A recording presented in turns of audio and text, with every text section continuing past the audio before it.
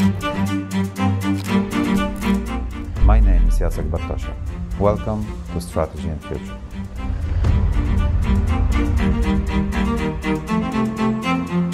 Welcome to Strategy and Future. It is Jacek Bartosiak, and today with me is Phillip Petersen, and we will be talking about the Polish War Theater. Hi, Phil.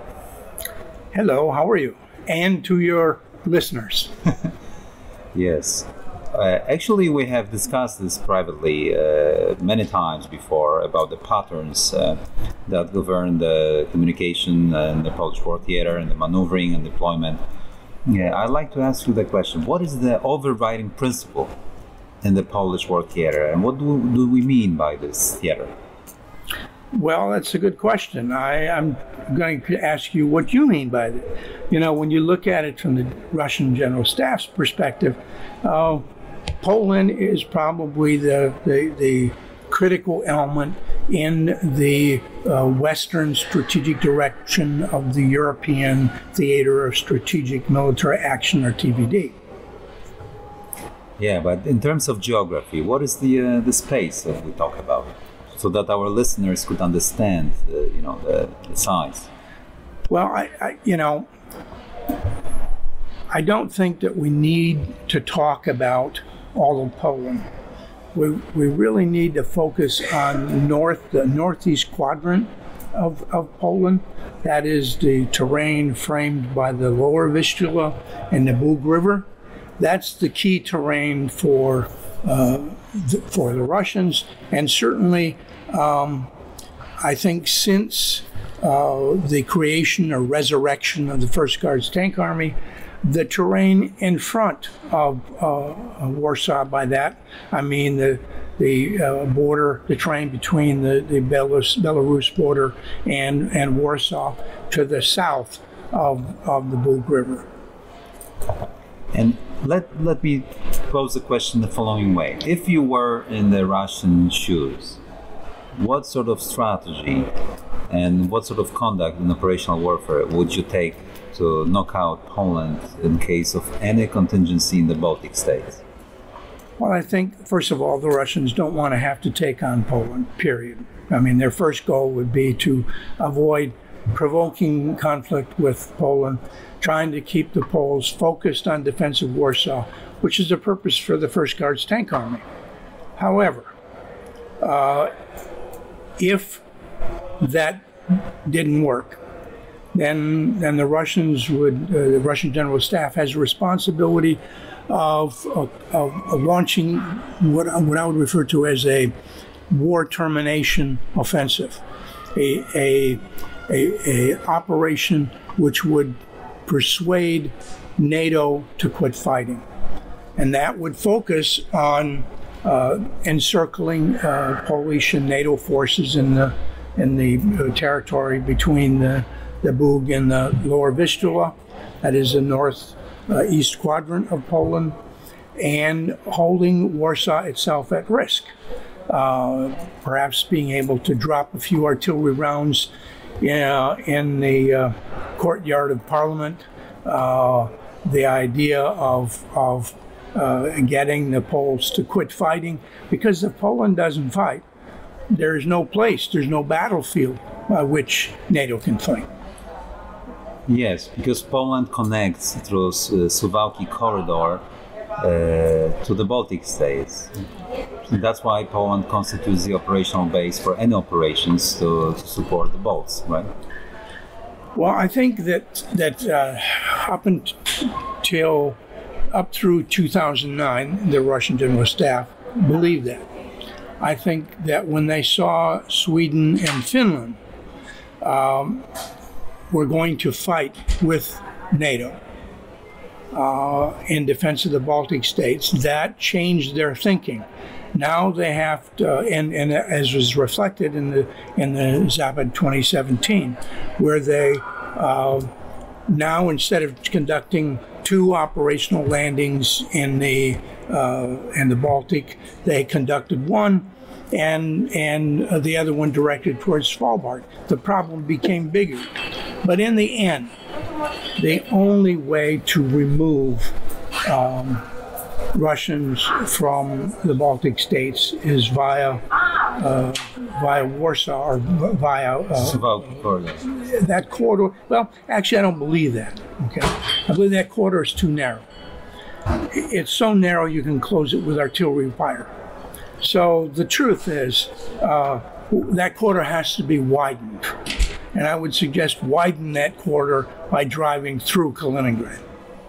I think that if Russia starts a war in Europe, it needs to understand it won't be a small war, and it means that they will lose Kaliningrad. I think the Russians understand Kaliningrad is really indefensible, and which is one more reason why we'll see them move from Kaliningrad into Polish territory. Preventively, you mean, trying to sort of intimidate us by by the show of force and cutting the operational line towards Lithuania. Yes? Well, I think it's more than that. I think they have to encircle a substantial NATO force to hold it hostage. Look, the Russian General Staff always thinks of every battle as a battle of encirclement. You encircle your force, and then you begin to thicken the two arms of encirclement. So you then have an internal front of encirclement and an external front of encirclement. By holding the Vistula and the Bug River lines, they reinforce, if you will, their external line of encirclement, and then they can focus on squeezing, if you will, the NATO forces that are inside that encirclement. I keep hearing from soldiers, some officers, including Polish officers, that the Lake Country is not good defensible terrain, or it's not good, you can't transit it. Well, the truth is, it will be the NATO forces that have to move around in the Lake Country, because that is inside the arms of encirclement. So if that logic that the Lake Country is a disadvantage for military operations, it's our disadvantage, not a disadvantage for them. Because what you're saying, implying that the Russians would bypass it through probably the Vistula Lagoon coast, right to Elbląg and to the Vistula Valley, and then south, bypassing the Mazury lakes. Yeah, exactly right. It will be the NATO forces that will be within this lake, heavily laked area, right? Exactly right. And you know, my experience has been NATO officers just haven't understood the scale of Russian General Staff thinking. We always, and this is not atypical. I mean, you look at the Second World War. German corps commanders were reporting back to higher command that they were winning their battle without understanding that they were already encircled. I understand, because in tactical engagement operation they were winning still, but they didn't understand that their rear was on the path to being cut off. Yeah, I understand. Exactly right. Which, by the way, was why during the Second World War they used mobile groups, because you used whatever could move, so could even be horse-drawn. And in modern times they call it an operational maneuver group. And an operational maneuver group is designed to run deep. It's sort of a raiding force, but not like we think of a raid, which goes out and comes back. This is a raiding force that goes out and stays. It doesn't come back. And the idea is to hold all those that terrain that the NATO forces would plan to use as a subsequent defensive line, preventing the NATO forces from withdrawing. The idea is to wage only one battle of penetration.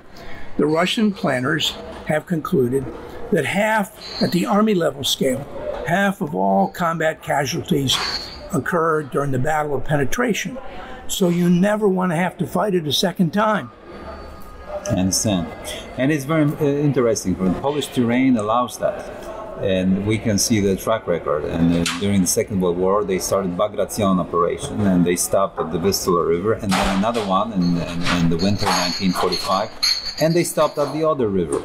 And it's huge distance, quick moving, penetration, great encirclement arms, with mass chaos and moving fast, not looking to the rear, yeah? Waiting for the logistic to catch up. Yeah? That was the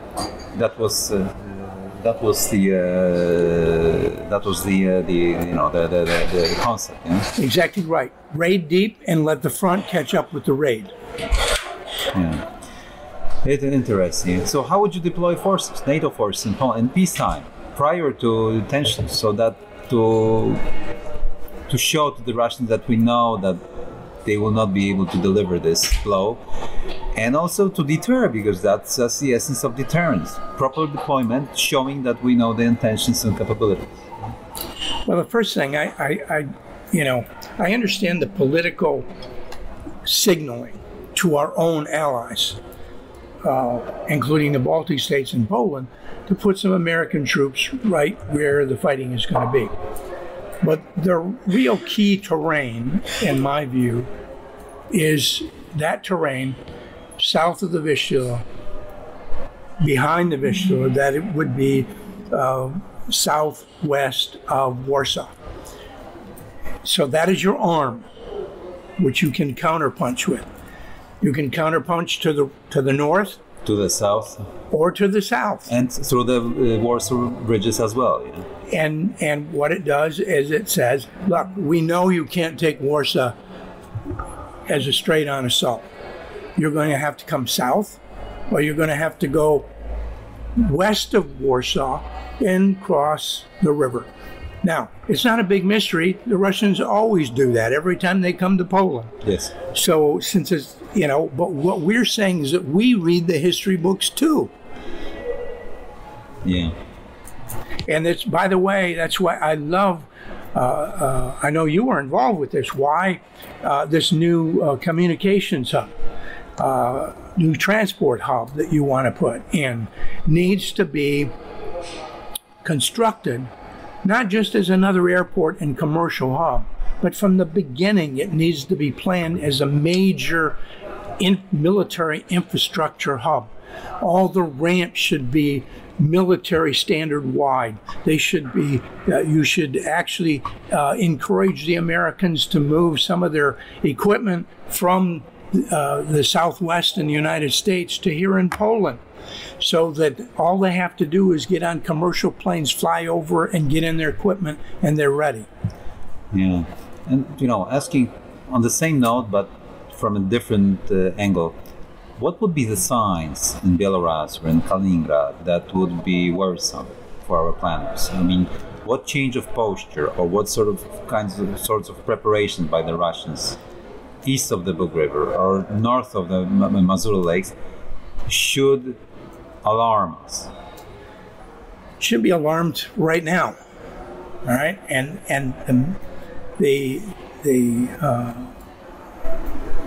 Belarus becomes one of the key issues, key points where we can destabilize Russian operational strategic planning. As long as Belarus remains independent and unoccupied, you have at least 48 hours warning. The 1st Guards Tank Army, by our calculation, the combat elements of the 1st Guards Tank Army can move from garrison to your border in 48 hours. If you see that happening, you better mobilize all your forces. And you also need to practice, in my view, road marches, moving Polish forces from their garrisons in the west to where they need to be near Warsaw. To my knowledge, that hasn't been done. You haven't practiced it. And as an old soldier myself, if you don't practice it, you don't know how to do it. Mm-hmm. Mm-hmm. What about the what should be the force posture in the Baltic states then? What should be the defensive line? Are you in line with what is done now? I mean, what was agreed upon and how the force operates there? I think that 4 years ago, when we were starting to explain what we saw in Russian planning to our allies, and you know, the RAND study, you know, the RAND war games, and how the Russians could be in Kiev, or not Kiev, in Riga in 48 hours and all that. It woke people up, and it was a political utility of that, because it woke people up that we really needed to plan for the defense of the Baltic states.